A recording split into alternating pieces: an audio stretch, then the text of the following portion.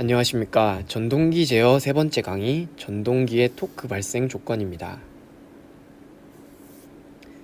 강의 순서로는 첫 번째로 에너지 변환, 그리고 에너지 변환 과정에서의 자기 에너지, 그리고 에너지 변환 기기에서 발생하는 힘, 다음으로 각각 전동기의 토크와 발생 조건에 대해서 알아보도록 하겠습니다.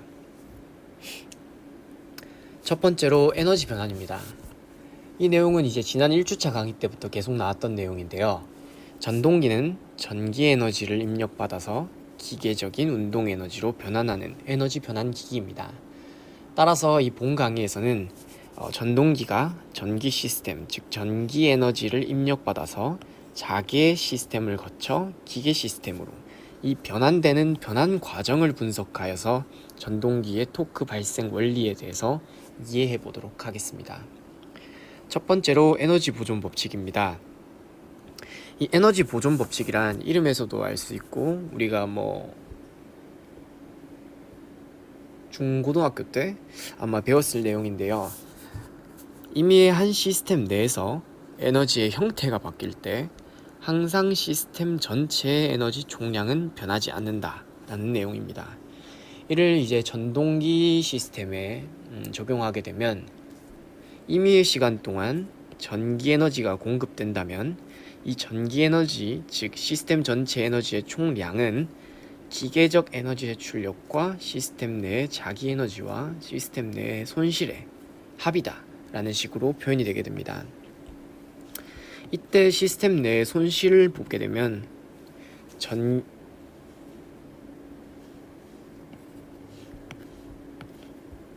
시스템 내의 손실은 전기 에너지가 공급될 때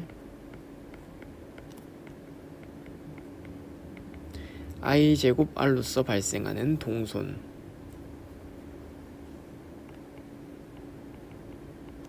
그 다음에 이제 자기 시스템에서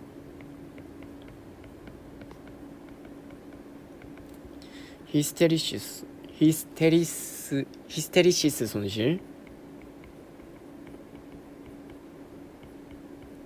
다음으로 와전유선,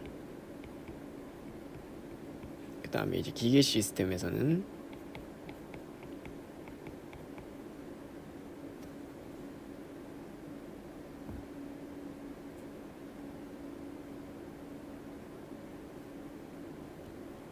이제 통틀어서 기계 시스템에서는 기계손으로 표현하겠습니다. 등의 손실이 있습니다. 하지만 이런 손실은 이제 기계적 출력을 표현할 때는 영향을 끼치지 않기 때문에 따라서 에너지 변환 과정에서는 이를 제외하고 여기 보시는 것과 같이 공급된 전기 에너지는 출력되는 기계 에너지와 자기 에너지의 변동분과 같다. 이 수식을 우선 이해하고 진행하도록 하겠습니다. 첫 번째로 이제 에너지 변환을 위해 사용되는 자기 에너지에 대해서 알아보도록 하겠습니다. 첫 번째로는 자기 회로에 저장된 자기 에너지입니다. 여기 보시는 것과 같이 철심에 임의의 N턴의 코일이 감겨 있고 이 코일의 직류 전원이 dt 시간 동안 공급이 되어서 전류가 0에서 I로 상승하였을 때, 그리고 이 전류로 인해 자속이 발생하였을 경우를 살펴보도록 하겠습니다. 이를 앞서 본 이제 에너지 변환 법칙을 대입하여서 살펴보게 되면 오른쪽에 이 시스템에서는 기계적인 어떤 변동이 기계적인 출력이 없으므로 기계적인 출력이라는 항은 0으로 사라지게 됩니다. 따라서 이 전기 에너지는 모두 자기 에너지로 공급이 되게 되는데요. 이때 우선 전기 에너지만 보게 되면 전기 에너지는 단위 시간 동안의 전력으로서 PDT로 표현이 되게 됩니다. 이때 이 자기 에너지의 변동량은 입력된 전력에서 동손 부분을 뺀 값으로 나타나게 되고, 이를 이제 다시 표현해 보게 되면 여기 전압 성분은 결국에 자기 저항에 의한 전압 강화, 그리고 이제 시간에 따른 쇠교 자속의 변화분, 즉 유도기 전력의 합으로 나타나게 됩니다. 따라서 여기 나타나는 성분은 V-RI는 2로 대체가 되게 되고요. 자기 에너지는 결국에 시간에 따른 유도기전력, 단위 시간당 유도기전력과 전류의 곱, 그리고 단위 세교자속과 전류의 곱으로 나타나게 됩니다. 앞서 이제 나왔던 자기 에너지의 변동분을 이제 적분을 취하여서 계산을 하게 되면 오른쪽과 같이 이제 앞선 시간에서 배웠던 이제 전류와 쇄교자속의 관계로 인해서 I는 L분의 람다가 되기 때문에 이렇게 수식이 표현이 되고요. 이 LX 같은 경우에는 이 뒷부분에 나올 내용인데, L 같은 경우에는 X, 여기서는 공극의 길이를 얘기합니다. 이 인덕턴스 같은 경우에는 공극의 길이에 따라서 값이 변동하기 때문에 LX라고 표현을 하게 됩니다. 이때 이제 이 자기 에너지를 인덕턴스에 따라 표기를 하게 되면 다시 수식은 2분의 1 Li 제곱으로 표현이 되게 됩니다. 이때 이 식을 통해서 알 수 있는 내용은 지난번에도 나왔듯이 코일의 전류가 동일하더라도 자기 회로의 인덕턴스에 따라서 축적되는 자기 에너지의 양은 달라진다 라는 점을 알 수가 있습니다. 여기 보시는 것처럼 이 식은 여기 윗부분에 해당하는 해당하는 면적을 나타내는데요. 통상적으로 이 아래쪽을 이제 코에너지 혹은 자기 수반 에너지라고 표시하게 됩니다. 앞서 위쪽에서는 이제 전류가 시간에 따라 쇄교하는 자속이 변할 때에 대한 값으로 나타났다면, 여기 같은 경우에는 쇄교자속이 전류가 변할 때,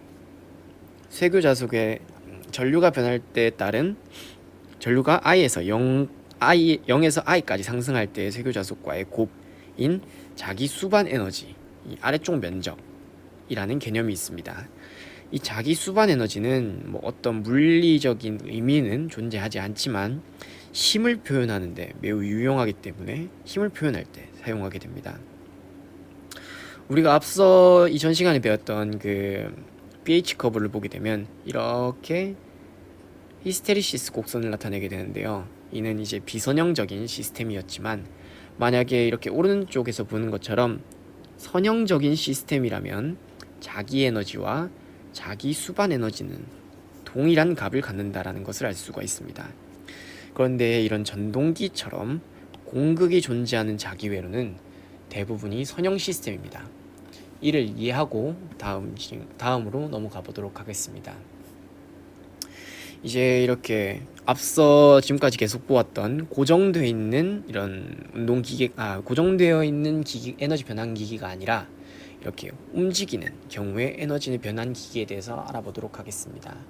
시작부터 이제 전동기처럼 복잡한 구조를 가지고 이야기를 하기 시작하면 이해하는데 매우 어려운 점들이 있기 때문에 여기서 그림에서 보시는 것과 같이 아주 제일 간단한 구조부터 시작해 보도록 하겠습니다.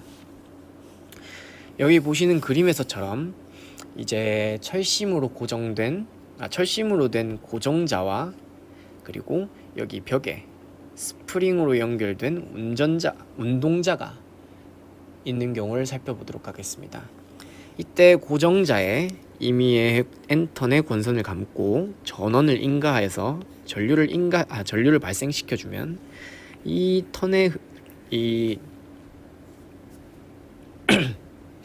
권선에 흐르는 전류에 의하여서 자속이 발생하게 됩니다. 우리는 이 자속이 발생하면 경험적으로 이 운동자가 고정자 측으로 이동할 것이다 라는 것을 알 수가 있습니다. 왜냐? 전류가 흐름으로 인해서 자속이 발생되었고, 이는 이 고정자가 어떠한 전자석으로 변했기 때문에 이 운동자가 자연스럽게 왼쪽으로 고정자 쪽으로 이동할 것이다 라는 것을 경험적으로 알고 있기 때문입니다. 이제 운동자가 고정자 측으로 이동할 때 만드는 전자기적 힘에 대해서 알아보도록 하겠습니다. 첫 번째로 이제 고정자 코일에 인가되는 전류가 인가될 때 이 전압은 항상 일정하다 라고 가정을 하겠습니다. 이 전류가 인가됨에 따라서 자속이 형성이 되고, 자속이 형성되어서 전자석을 형성함에 따라서 운동자의 고정자 쪽으로 힘이 발생하게 되고, 이에 따라서 점점 이동하게 됩니다. 이동함에 따라서 이 경로가 이 공극이, 자기 회로의 공극이 x1에서 x2로 점점 줄어들게 됩니다. 이에 따라서 이제 인덕턴스가 상승하게 되고요. 인덕턴스는 단위 전류당 발생시킬 수 있는 세교 자속이기 때문에 동일한 전류가 인가가 될 때 인덕턴스가 상승하게 되면 더 큰 세교 자속이 발생하게 됩니다. 따라서 동일 전류를 보았을 때, 여기 람다의 곡선을 보았을 때 더 큰 세교 자속이 발생하기 때문에 이렇게 A에서 B로 운전점이 이동하게 됩니다. 근데 여기서 중요한 것은 A에서 B로 이동할 때 이런 식으로 수직으로 상승할 것인가, 혹은 이렇게 왼쪽으로 갔다가 다시 상승할 것인가, 이 이동 경로가, 이 운전점의 이동 경로가 어떻게 되는가가 되게 중요한 내용이 되게 됩니다. 이러한 이동 경로는 이제 운동자가 어떤 속도로 이동했냐, 혹은 굉장히 빠르게 이동했냐, 혹은 굉장히 천천히 이동했냐에 따라서 이렇게 바로 A에서 B로 이동할지, 혹은 이미 한 포인트를 거쳐서 이동할지가 결정되게 됩니다. 따라서 이제 첫 번째로는 운동자의 이동 속도에 따라서 이 운전점의 이동 궤도를 분석해보고 이때 발생하는 힘에 대하여서 알아보도록 하겠습니다.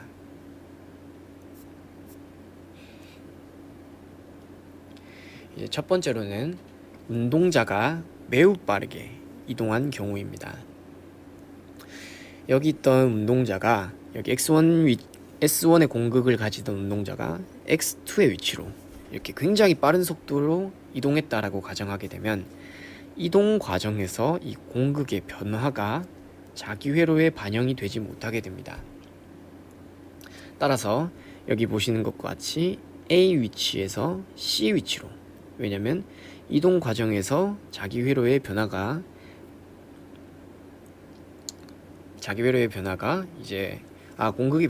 자기 회로에 반영이 되지 못하기 때문에 자속이 일정하게 됩니다.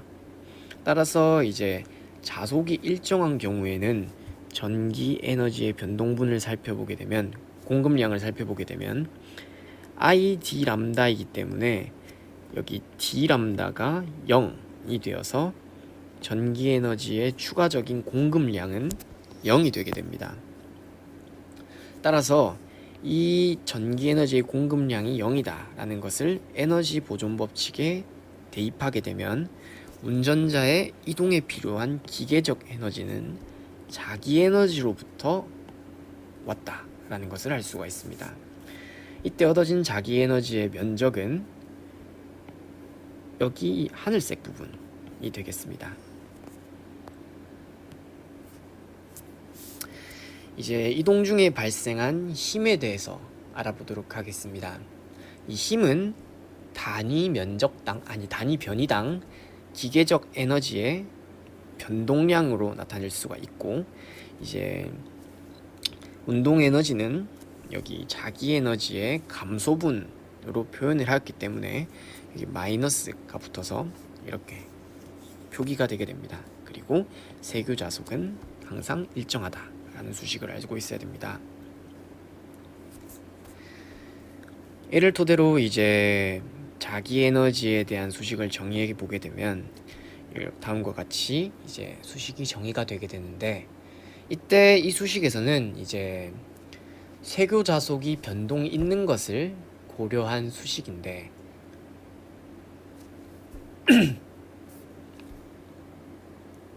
세교 자속이 변동이 있을 경우를 고려한 수식이기 때문에 이 세교 자속이 변동이 없을 때를 고려한 수식으로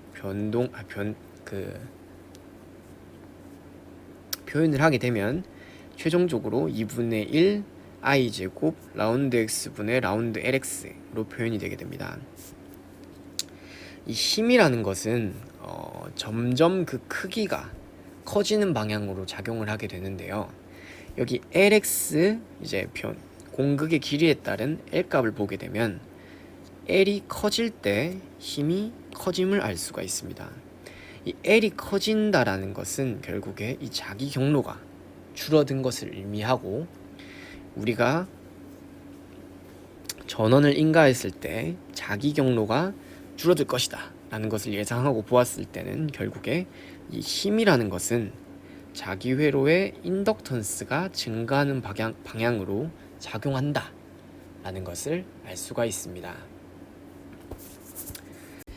다음으로 운동자가 매우 느리게 이동한 경우입니다. 이 운동자가 이제 고정좌측으로 x1에서 x2로 이동하게 되면 자기 경로가 줄어들게 되고, 이에 따라 자기 저항이 줄게 되어서 인덕턴스가 상승하여서 결국에는 더 큰 자속이 발생하게 됩니다.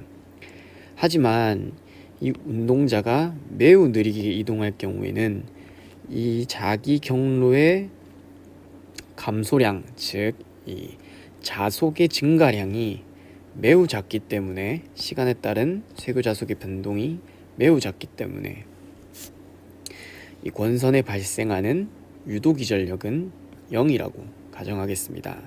따라서 이 전류는 이제 저항 성분분의 임과 전압에서 유도기전력을 뺀 값이었는데요. 전류는 이제 저항분의 전압으로 고정된 일정한 값을 갖게 됩니다. 따라서 이를 이제 에너지 보존 법칙으로 계산을 하게 되면 기존의 식을 그대로 가져와서 단위 시간당 변동된 이제 기계적 에너지는 인가된 전기 에너지에서 이제 자기 에너지를 뺀 값으로 나타내게 됩니다. 이때 이를 이제 람다 I 그래프에서 쇄교자속과 전류 곡선에서 보게 되면 이렇게 OAB라는 이 면적을 갖게 됨을 알 수가 있습니다.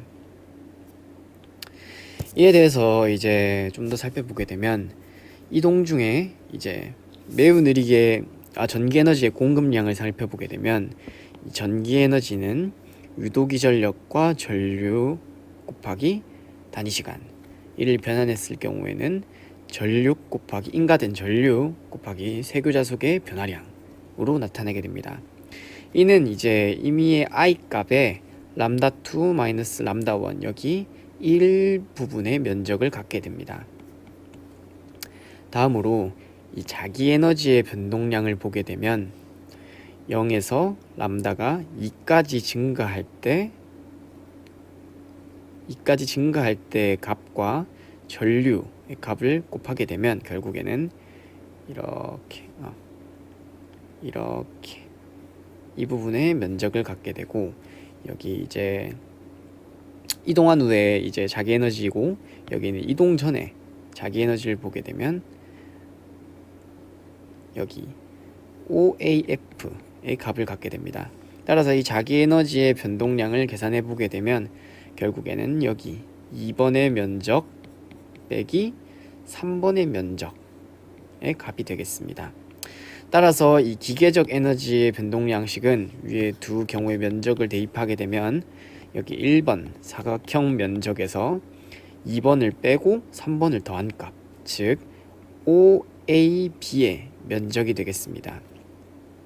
이를 살펴보게 되면 결국에는 이 기계적 에너지의 변동량은 여기 보이시는 것과 같이 코에너지 면적의 증가량으로 나타낼 수 있음을 알 수가 있습니다. 따라서 이 이동 중에 발생한 힘은 코에너지를 통하여 이렇게 표시할 수가 있고, 이때 전류는 일정한 값입니다.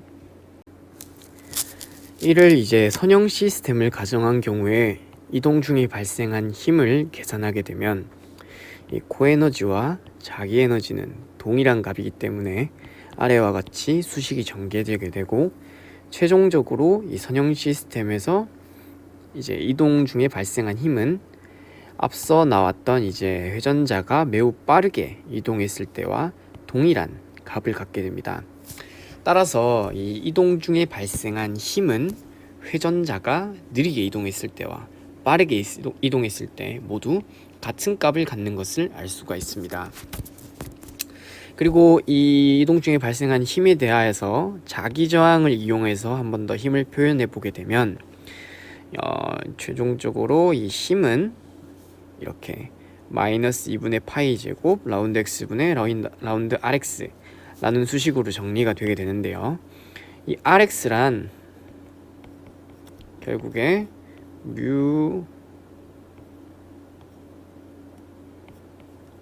s분의 l 이라는 값으로 되게 되는데, 여기서 뮤는 투자율, 여기 s는 면적, 자속이 이동하는 경로의 면적, l은 자속의 이동 경로.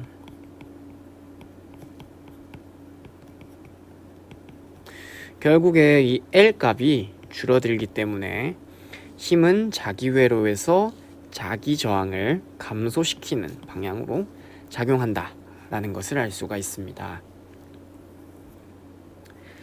다음으로 이제 회전기계에서 발생하는 힘에 대하여서 알아보도록 하겠습니다. 이제 이 회전기계에서 발생하는 힘은 각 변이 세타당 기계적 에너지의 변동률이라는 토크로 나타낼 수 있게 됩니다. 이때 토크를 여기 보시는 것과 같이 나타나게 되면 T는 라운드 세타분의 라운드 오메가 M 기계적 에너지의 변동률로 나타내게 됩니다. 이를 이제 앞서 정리했던 수식들로 나타내게 되면 전동기의 회전기기의 토크는 여기 보시는 것과 같이 나타나지게 됩니다. 이런 식으로 이제 세타, 여기 보시는 회전자가 회전함에 따라서 이 릴럭턴스가 바뀌는 것을 이용한 전동기를 이렇게 바뀌는 토크를 릴럭턴스 토크라고 하고, 이 릴럭턴스 토크를 이용하여 회전하는 전동기를 릴럭턴스 전동기라고 하게 됩니다. 근데 여기서 가장 중요한 점은 이 토크가 발생하려면 회전에 따라서 이 저항, 자기 저항, 즉 릴럭턴스의 값이 바뀌어야 된다는 것입니다. 여기 이제 회전자 형상에 따라 보게 되면 첫 번째로는 원통형 회전자를 갖는 경우와 돌극형 회전자를 갖는 경우입니다. 여기 원통형 회전자 같은 경우에는 이 회전자가 아무리 회전을 해도 계속해서 공극이 일정한 길이를 유지하고 있습니다. 따라서 회전함에 따라서 릴럭턴스 차가 발생하지 않기 때문에 토크가 발생하지 않고요. 여기 같은 경우에는 이제 돌극형 회전자 같은 경우에는 세타가 0의 위치에 있을 때와 세타가 90도 위치에 있을 때를 비교해 보면 결국에는 이 자기 경로가 바뀌기 때문에 릴럭턴스 토크가 발생하여서 여기 회전을 할 수 있게 됩니다. 여기서 가장 중요한 점은 회전자의 형상이 중요하다라는 것을 필수적으로 알고 있어야 됩니다. 다음으로 이제 이 릴럭턴스 토크가 이 만약에 회전자가 있으면 회전자가 한 방향으로 계속해서 힘을 발생시킬 수 있게, 그러니까 지속적인 한 방향으로의 토크를 발생하기 위한 발생 조건에 대해서 알아보도록 하겠습니다.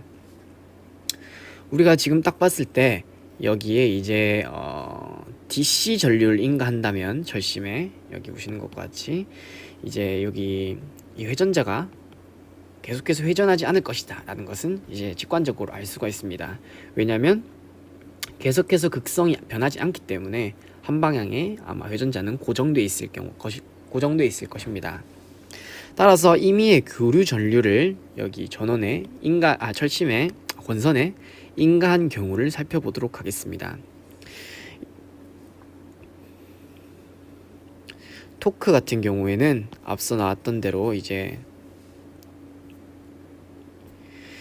토크 같은 경우에는 이제 2분의 1 is 제곱 d 세타분의 d lss 세타로 정의가 되고요. 여기서 이 lss라는 것은 앞서 지난주에 배웠던 고정자 자기 인덕턴스를 얘기합니다. 여기서 s라는 뜻은 스테이터 측을 얘기하게 됩니다. 마찬가지로 여기 교류 전류 같은 경우에도 여기 is의 s는 스테이터를 얘기하고,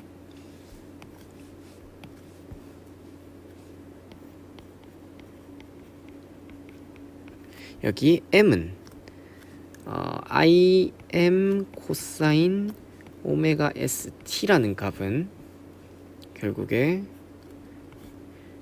이렇게 코사인 파형을 나타내는데 이 맥스치가 im이 되고 오메가는 그 각속도가 되겠습니다. 전기적인 각속도고 여기 s는 스테이터를 마찬가지로 의미하는 것임을 알고 있어야 됩니다. 다음으로 아까 하던 얘기로 돌아가서 여기 고정자 자기 인덕턴스란 고정자 측의 권선에서 흐르는 전류로 인해서 발생한 자속 중에 자기 권선에 다시 세교하는 자속의 양과 그 전류의 비를 나타내게 됩니다. 그리고 자기 인덕턴스는 L0 플러스 L2 코사인 2세타로 표현이 되게 됩니다. 이렇게 표현이 되는 이유를 여기 그림을 보면서 한번 살펴보도록 하겠습니다. 세타가 0의 위치에 있을 때 이때 이제 자기 경로가 가장 작은 값이기 때문에 여기 Lmax의 값을 갖게 되고요. 다음으로 이제 90도의 위치에 위치했을 때 자기 경로가 이제 가장 큰 값이 되어서 인덕턴스가 최소가 됩니다. 그리고 다시 이제 180도 회전했을 때는 첫 번째 이제 0도에 위치했을 때와 동일한 자기 경로를 갖게 되고 이에 따라서 결국에는 이렇게 코사인 2세타라는 값을 갖게 됩니다. 여기서 L0는 2분의 맥스 값 빼기 민 값, 최소값이 되고 L2는 2분의 Lmax 값에서 최소값을 뺀 값이 되고 여기 L0 평균값은 2분의 Lmax 플러스 Lmin 값으로 해서 이제 고정자 자기 인덕턴스는 이와 같이 정의가 되겠습니다. 이 고정자 자기 인덕턴스를 이제 토크 수식에다가 대입하여서 살펴보게 되면 토크는 최종적으로 마이너스 im L2 사인 2세타 코사인 제곱 오메가 st로 정의가 되겠습니다. 이때 회전자의 초기 위치를 고려해 주게 되면 세타는 오메가 mt 임의 각속도를 시간에 따라서 회전하고 여기에 임의 초기 위치에 있었다라는 거에서 제타라는 값을 가져오게 됩니다. 이를 이제 여기 위에 순시 토크에 대입하게 되면 이제 회전자 초기 위치를 고려한 순시 토크는 아래와 같이 이렇게 정의가 되게 됩니다. 그런데 여기서 주의해야 될 점은 우리가 원하는 것은 평균적인 힘이기 때문에 사인, 여기도 사인, 여기서 사인, 결국에는 시간 t에 대하여 정연함수이기 때문에 이 정연함수는 적분하면 결국에는 한 주기에 대해서 평균값을 취하게 되면 0이 나오게 됩니다. 이는 여기서 지금 평균적인 토크가 발생하지 않고 있다라는 것입니다. 따라서 여기에 보이는 각속도의 관계에 의해서 평균 토크가 발생하고 안 하고가 정해지게 됩니다. 따라서 여기 이제 평균 토크의 발생 조건을 보게 되면 첫 번째로 조건은 오메가 m이 0이거나 혹은 오메가 m이 플러스 마이너스 오메가 s거나. 근데 이 오메가 m이 0이라는 것은 결국에는 이 회전자가 정지해 있기 때문에 토크가 아예 회전하고 있지 않다라는 것을 의미하기 때문에 제외하고 결국에 회전자는 고정자의 전류, 그러니까 고정자 전류의 각속도로 회전해야 된다라고 합니다. 이를 이제 동기 속도로 회전한다라고 표현하게 됩니다. 따라서 이제 오메가 m을 오메가 s로 표기하여서 이제 수식을 다시 계산해 보게 되면 평균적인 토크는 마이너스 8분의 1 im 제곱 Lmax 마이너스 Lmin 값 사인 2제타라는 값으로 표현이 되게 됩니다. 여기서 중요한 점은 제타, 이 초기 값에 따라서 초기 위치에 따라서 토크가 정해진다라는 것을 알 수가 있습니다. 그리고 이 릴럭턴스 전동기에서의 토크는 결국엔 인덕턴스의 최대값과 최소값이 얼마나 많이 차이 나냐가 가장 중요한 값이고, 여기 마이너스가 붙은 것은 여기서 이제 회전 방향을 오른쪽으로 시계 방향으로 도는 것을 정의하였을 때 반대쪽으로 토크가 발생한다라는 내용입니다. 이런 식으로 이제 고정자 전류의 각속도에 동기하여서 릴럭턴스 토크로 회전하는 전동기를 동기 릴럭턴스 전동기라고 하게 됩니다. 다음으로 이제 앞쪽에서는 1권선 여자기기를 봤다면 이번에는 회전자 측에도 권선이 감겨있는 이중 여자기기의 자기에너지를 살펴보도록 하겠습니다.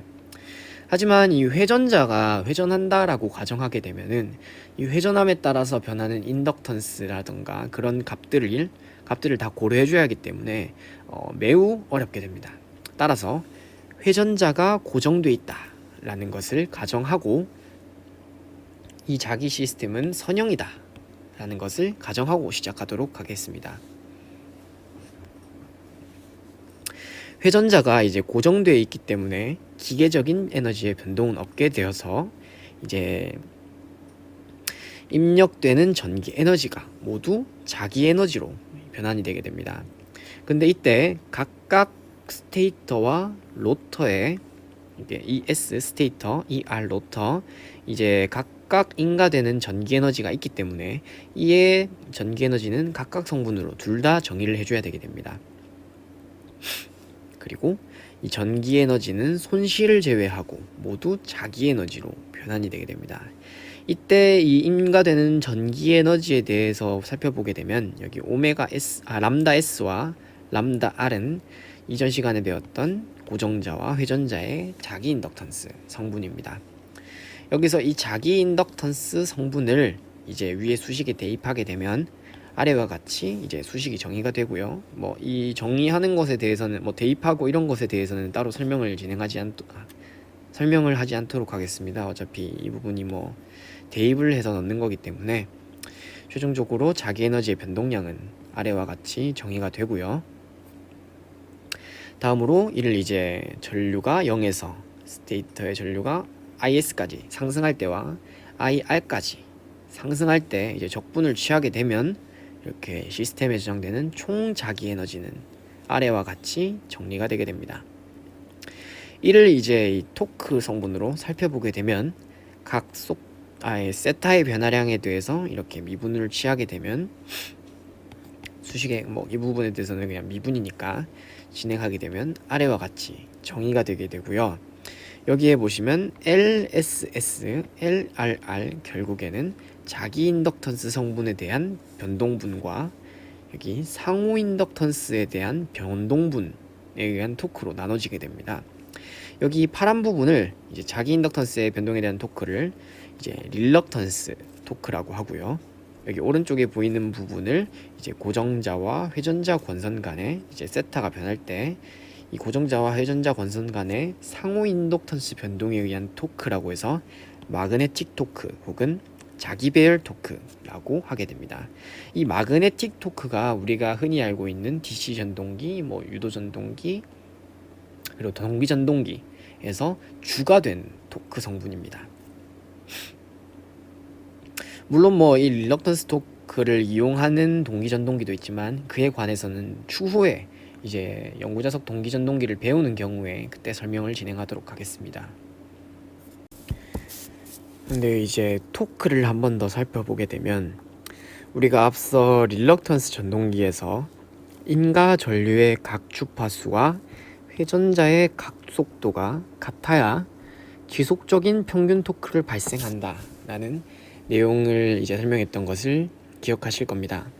그런데 여기서 조금 애매한 부분이 인과 전류의 각 주파수인데 스테이터에도 전류가 인가가 되고 로터에도 전류가 인가가 되는데 그러면 어떤 전류의 각 주파수에 이 회전자의 각 속도를 맞춰야 되나 라는 궁금증이 생기게 됩니다.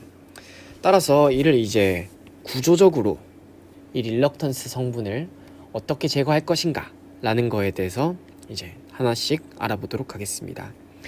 이 첫 번째 이제 고정자 권선에서 본 인덕턴스가 이제 일정하게 만들기 위해서는 첫 번째 이제 방법으로는 원통형 회전자 구조를 사용하는 것입니다. 앞서 그 릴럭턴스 변화 성분을 설명할 때 나왔던 이 원통형 회전자 같은 경우에는 이제 고정자 측에서 입장에서 보았을 때는 이 회전자가 아무리 회전하여도 고정자 측의 자기 인덕턴스 성분의 변화율이 항상 일정하게 됩니다. 결국에 공극이 항상 일정하게 보이게 됩니다.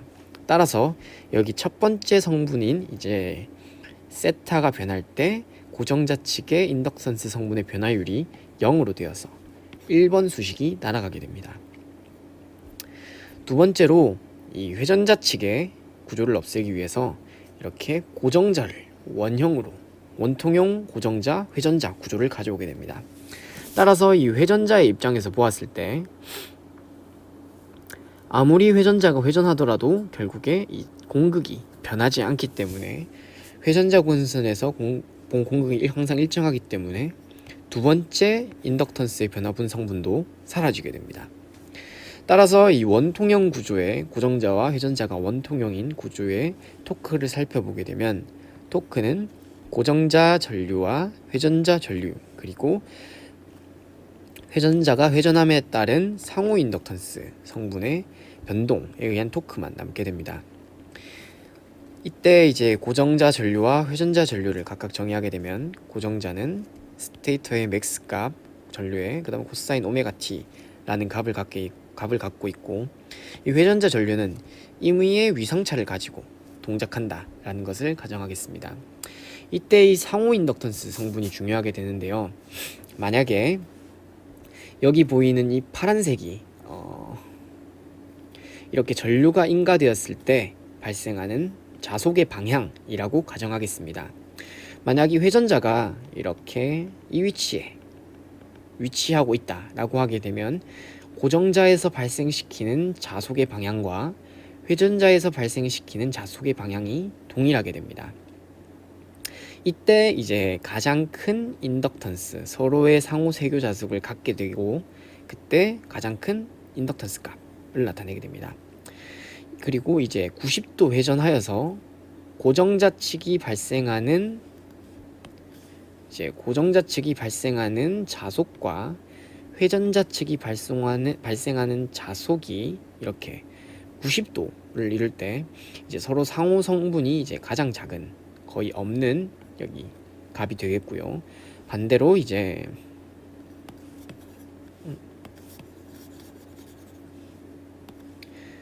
이제 0도의 위치에서 한 바퀴 반전된 180도 회전하였을 때는 회전자에 의한 자속은 반대 방향으로 가게 되고 고정자에 의한 자속은 이렇게 오른쪽 방향으로 발생하게 됩니다. 따라서 이 인덕턴스 값은 마이너스 값을 갖게 되고 이를 반복하게 되면 결국에 회전자가 회전하는 한 주기에 이 상호 인덕턴스 성분은 이렇게 하나의 코사인 파형을 그리게 됩니다. 따라서 이 권선 간의 상호 인덕턴스는 LSR은 LM 코사인 세타라는 값으로 정의가 되고 이 회전자는 세타는 오메가 MT 플러스 제타라는 값으로 정의를 하겠습니다. 이 정의된 값들을 토대로 이제 이 식의 원통형 회전기계의 순시 토크 값을 구해보게 되면 회전기계의 토크 값을 구해보게 되면 마지막으로 이렇게 정의가 되고요. 이는 이제 위에 계산된 토크식을 풀어서 쓰게 되면 아래와 같이 정의가 되게 됩니다. 이때 원통형 회전기기의 순시 토크 조건은 전부 다 이제 정해함수이기 때문에 안에 오메가 m 값이 어떻게 정해지느냐, 결국에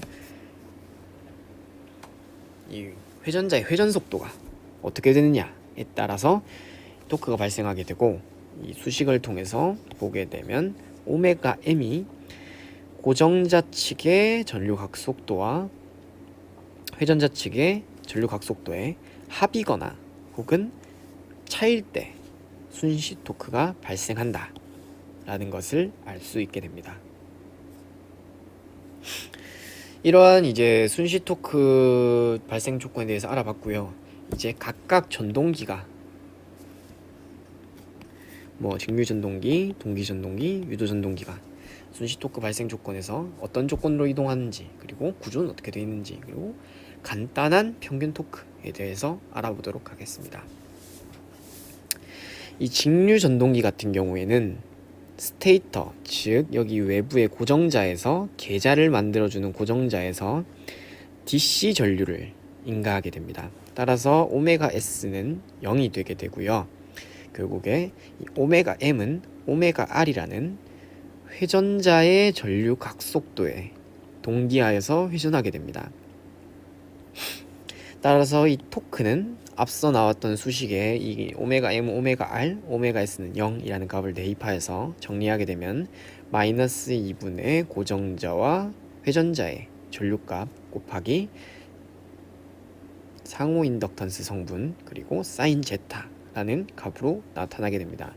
여기서 이 제타란 고정자 자속과 회전자 기자력 사이의 각인데 나중에 배우겠지만 이 직류 전동기는 정류자와 브러쉬라는 구조를 갖고 있는데 그러한 기계적인 구조로 인해서 항상 90도를 유지하게 됩니다.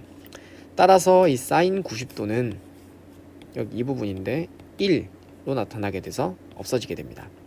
그래서 최종적으로 직류 전동기의 토크는 아래와 같이 정리가 되게 됩니다. 다음으로 이 동기기를 보게 되면 동기기 같은 경우에는 이제 앞서 봤던 직류기 같은 경우에는 스테이터 측에 인가되는 전류의 각속도가 0이었다면 동기기 같은 경우에는 이 회전자에 인가되는 전류의 각속도가 0이 됩니다.